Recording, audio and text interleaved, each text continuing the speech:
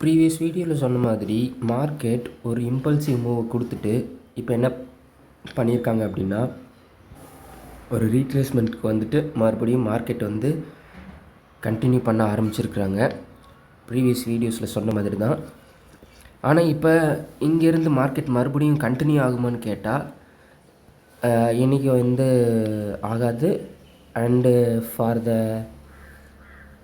Next வீக்குக்கும் வந்து market கீழே இறங்காது.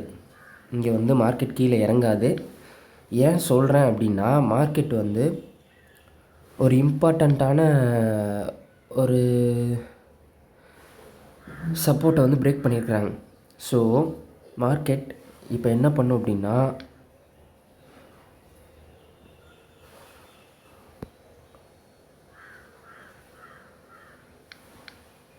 இங்கே பாருங்கள், கோல்டன் ஜோன் வந்து இந்த ஏரியாவில் இருக்குது. அதே மாதிரி அது பிரேக் பண்ண சப்போர்ட்டும் அந்த ஏரியாவில் இருக்குது.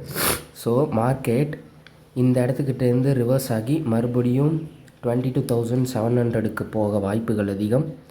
இல்லை அப்படின்னா கேப் ஃபில்லிங் நடக்கிறதுக்கும் வாய்ப்பு இருக்குது. இந்த இடத்துக்கிட்டலாம் பார்த்திங்கன்னா நிறைய கேப்ஸ் இருக்குது. ஸோ இந்த கேப்பெல்லாம் ஃபில் பண்ணிட்டு மறுபடியும் இந்த இடத்துக்கிட்டேருந்து விழுகலாம். So market will be pause for the next few days.